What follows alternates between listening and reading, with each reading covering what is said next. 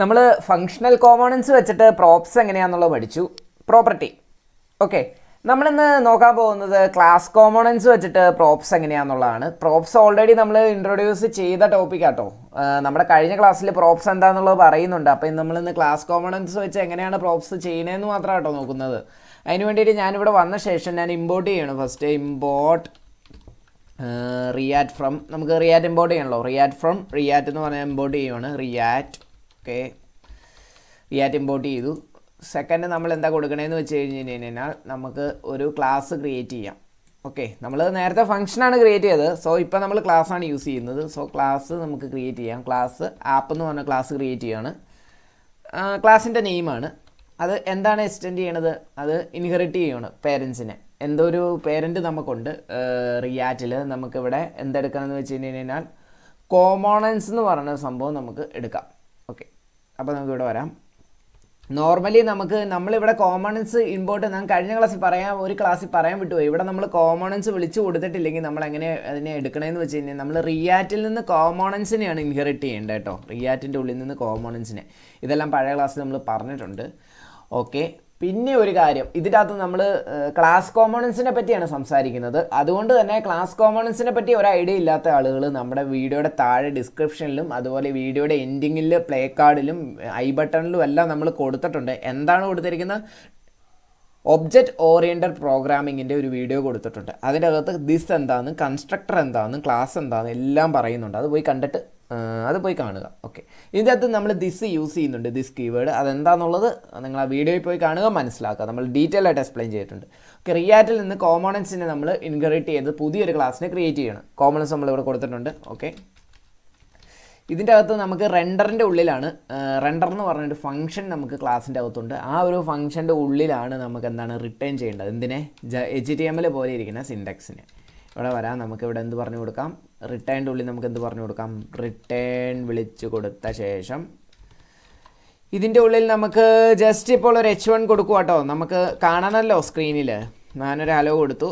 ഇത് നമ്മൾ ഓൾവേസ് എന്ത് ചെയ്യണം? എക്സ്പോർട്ട് ചെയ്യണം. ഓക്കെ, നമ്മൾ ക്രിയേറ്റ് ചെയ്യണ ക്ലാസ്സിനെ നമ്മൾ ഓൾവേസ് എക്സ്പോർട്ട് ചെയ്യണം. Export default app. Okay, export default app export ചെയ്തിട്ടുണ്ട്. ആപ്പിനെ എക്സ്പോർട്ട് ചെയ്തിട്ടുണ്ട്. ഓക്കെ, ഇവിടെ വരാം. ഇവിടെ വന്നിട്ട് ഒന്ന് റീഫ്രഷ് ചെയ്യാം. ഓക്കെ, നമുക്കിപ്പം ഹലോ ആൻസർ കിട്ടിയിട്ടുണ്ട് കേട്ടോ. ഹലോ.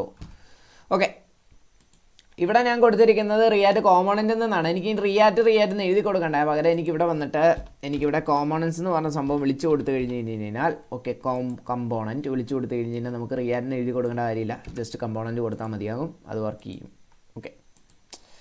ഓക്കെയാണ്. ഇനി പ്രോപ്സ് എങ്ങനെയാണ് ഇതിലെടുക്കേണ്ടതെന്ന്. പ്രോപ്സ് നമുക്കൊരു കാര്യം ചെയ്യാം. നമുക്ക് നമ്മൾ ഫംഗ്ഷൻ്റെ അകത്ത് ആ ഒരു സെയിം പേജിലാണ് ക്രിയേറ്റ് ചെയ്തത്. പക്ഷേ നമ്മൾ കുറച്ച് ഡിഫറെൻ്റ് ആയിട്ട് ചെയ്യാൻ പോട്ടോ. പ്രോപ്സ് നമ്മൾ ചെയ്യാൻ പോകുന്നത് ഇവിടെയല്ല. പകരം നമ്മൾ പുതിയൊരു ഫോൾഡർ ഉണ്ടാക്കാൻ പോവാണ്. കമ്പോണൻ്റ് എന്ന് പറഞ്ഞൊരു ഫോൾഡർ ഉണ്ടാക്കാൻ പോവാണ്. SRCക്കകത്ത്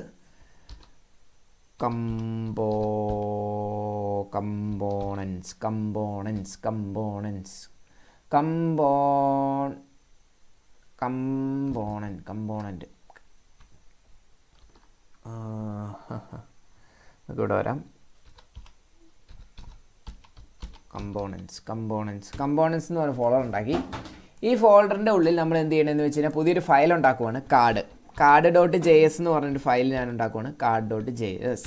ഓക്കെ, ഇതിൻ്റെ ഉള്ളിലാണ് ഈ ഒരു കമ്പോണൻറ്റിനാണ് നമ്മൾ ഡിസ്പ്ലേ ചെയ്യാൻ പോകുന്നത്. കാർഡ്.jsൻ്റെ അകത്ത് ഇവിടെ നമുക്ക് എന്ത് ചെയ്യണം? സെയിം ക്ലാസ് തന്നെ നമുക്കിവിടെ ക്രിയേറ്റ് ചെയ്യാം. ഒരു പുതിയൊരു ക്ലാസ് ഞാൻ ജസ്റ്റ് കോപ്പി പേസ്റ്റ് ചെയ്യുവാണ്. സമയലാഭത്തിന് നമുക്ക് കോപ്പി പേസ്റ്റ് ചെയ്യാം.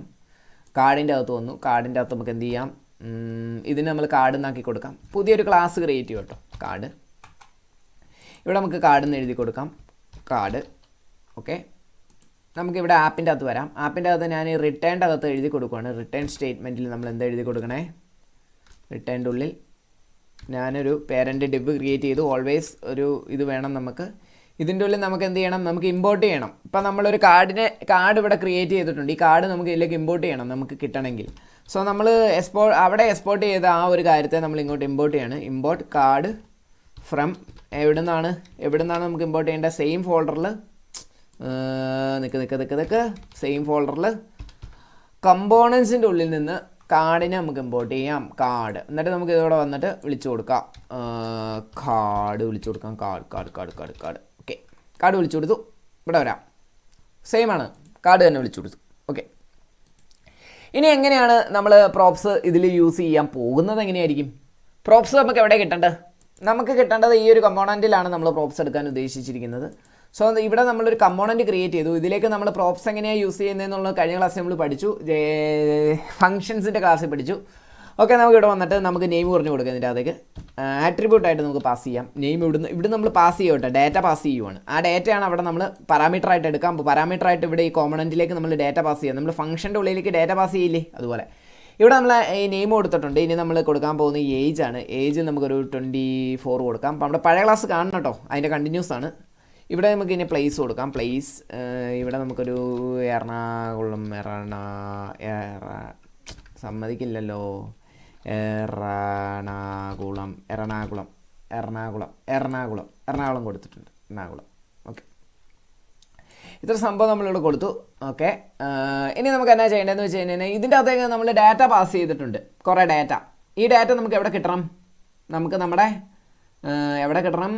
നമുക്ക് ഈ ഡാറ്റ നമ്മുടെ കാർഡിൽ കിട്ടണം. ഓക്കെ, ഇവിടെ നമുക്ക് അതിനെ പ്രോപ്പർട്ടി ആയിട്ട് ആക്സസ് ചെയ്യണം. നമ്മൾ ഫംഗ്ഷനിലൊക്കെ ഇവിടെ പാരാമീറ്റർ എടുക്കില്ലേ, അതുപോലെ തന്നെ ഇവിടെ നമുക്ക് ചെയ്യാൻ പറ്റണത് നമുക്ക് റിട്ടേണിൻ്റെ അകത്ത് പറഞ്ഞു കൊടുക്കാം. റിട്ടേണിൻ്റെ ഉള്ളിൽ നമുക്ക് എന്തിനെ കിട്ടണം? നമുക്ക് 3 H1 പറഞ്ഞു കൊടുക്കാം. ആദ്യത്തത് നമുക്ക് നെയിമാണ്. നെയിം എന്ത് കിട്ടണം? രണ്ടാമത്തെ നമുക്ക് ഏജ് ആണ് വേണ്ടത്. മൂന്നാമത്തെ നമുക്ക് എന്താണ് വേണ്ടത്? രണ്ടാമത്തെ നമുക്ക് ഏജ് ആണ് വേണ്ടത്. മൂന്നാമത്തെ നമുക്ക് എന്ത് വേണം? പ്ലേസ് ആണ് നമുക്ക് ഡാറ്റ ആയിട്ട് കിട്ടേണ്ടത്. Okay, place. എന്തുകൊണ്ടാണ് ഇതിങ്ങനെ വന്നതിൻ്റെ കാരണം നിങ്ങൾക്കറിയാവോ? ഇവിടെ കൊണ്ടേ വെച്ച് നിങ്ങൾക്ക് മനസ്സിലാവും. കണ്ട, JSS എക്സ്പ്രഷന് ഒരു പേരൻ്റ് എലമെൻറ്റ് വേണം. ഓക്കെ, നമുക്കൊരു പേരൻ്റ് എലമെൻറ്റിനെ ഇവിടെ റാപ്പ് ചെയ്യാം. ഇതിന് ചുറ്റും ഒരു പേരൻ്റ് കണ്ടെയ്നറിൻ്റെ ഉള്ളിലേക്ക് ഇടുക കേട്ടോ. ഓക്കെ, ഇപ്പോൾ ആ പ്രോബ്ലം മാറി. ഇനി നമുക്കിവിടെ നോക്കിക്കഴിഞ്ഞ് കഴിഞ്ഞാൽ നമുക്കിത് റീഫ്രഷ് ചെയ്യാം. Okay, name, age, place. Data ഇവിടെ നമ്മൾ പാസ് ചെയ്തിട്ടുണ്ട്. ഈ ഒരു കമ്പോണൻറ്റിലേക്ക് പാരാമീറ്ററായിട്ട് ഡാറ്റ പാസ് ചെയ്തിട്ടുണ്ട്. നമുക്കിത് ഇവിടെ കിട്ടാൻ നമ്മൾ ഫംഗ്ഷൻ്റെ ഉള്ളിലെ പോലെ നമുക്ക് ഇവിടെ ഇങ്ങനെ ഇവിടുന്ന് പ്രോപ്സ് ഇവിടെ പ്രോപ്സ് എഴുതി കൊടുത്ത് ഇങ്ങനെയല്ല നമ്മൾ ആക്സസ് ചെയ്യണത്. പകരം നമുക്കിവിടെ ജാവാസ്ക്രിപ്റ്റിന് നമ്മൾ ജാവാസ്ക്രിപ്റ്റിനെ എങ്ങനെയാണ് JSXൻ്റെ ഉള്ളിൽ ആക്സസ് ചെയ്യണമെന്ന് പഠിച്ചതാണ്. കേളി ബ്രാക്കറ്റ്സിൻ്റെ ഉള്ളിലാണ്. ഇവിടെ നമുക്ക് പറഞ്ഞു കൊടുക്കാം, ഒരു മെത്തേഡുണ്ട്, ദിസ് കീവേഡ്. ദിസ് ആക്ച്വലി ഒരു പോയിൻ്ററാണ്. നമ്മൾ ദിസിനെ പറ്റി പഠിപ്പിച്ചിട്ടുണ്ട്. നമ്മുടെ താഴെ ഈ വീഡിയോയുടെ താഴെ ഡിസ്ക്രിപ്ഷനിൽ ഇതിനെപ്പറ്റിയുള്ള വീഡിയോ ഉണ്ട്, object oriented programming in JavaScript. ഈ വീഡിയോയുടെ അവസാനം കാർഡായിട്ട് കാണിക്കും, അത് നിങ്ങൾ പോയി ക്ലിക്ക് ചെയ്ത് കാണുക. ചെറിയൊരു വീഡിയോയാണ്, അധികം ദൈർഘ്യമൊന്നുമില്ല, 10-40 മിനിറ്റ് അതാണ്ടേ ഉള്ളൂ. പിന്നെ നമുക്കൊരു വീഡിയോ ഉണ്ട്, നമ്മുടെ മേലിൽ ഐ ബട്ടൺ കൊടുത്തിട്ടുണ്ട്, എല്ലായിടത്തും കൊടുത്തിട്ട് നിങ്ങൾ പോയി കാണുക. ദിസ് എന്താണെന്നുള്ളത് കൃത്യമായിട്ട് എക്സ്പ്ലെയിൻ ചെയ്യുന്നുണ്ട്. ദിസിന് എങ്ങനെയാണ് ഒരു ക്ലാസിൻ്റെ ഉള്ളിൽ ദിസിൻ്റെ യൂസേജ് എങ്ങനെ, ഒരു ഒബ്ജക്റ്റ് ഓറിയൻറ്റഡ് പ്രോഗ്രാമിങ്ങിൽ എങ്ങനെയാണ് ദിസ് വരുന്നതെന്നെല്ലാം നമ്മൾ പറഞ്ഞിട്ടുണ്ട്. ഓക്കെ, ദിസ് ഒരു പോയിൻ്ററാണ്. നമ്മൾ ദിസ് പോയിൻ്റ് ചെയ്ത് നമ്മൾ അതിൻ്റെ അകത്ത് പ്രോപ്സിന് ഇതിൻ്റെ ഉള്ളിൽ നമ്മൾ പ്രോപ്സ് എടുത്തിട്ടുണ്ട്. പ്രോപ്സ് എന്ന് പറഞ്ഞാൽ പ്രോപ്പർട്ടിയാണ്. പ്രോപ്സിൻ്റെ ഉള്ളിൽ ആദ്യമായിട്ട് നമുക്ക് വേണ്ടത്, നമ്മളിവിടെ എന്താണ് പ്രോപ്പർട്ടി നെയിം എഴുതിയിരിക്കുന്നത്? നെയിമാണ് നമ്മുടെ പ്രോപ്പർട്ടി. ഇതെല്ലാം പ്രോപ്പർട്ടീസാണ്.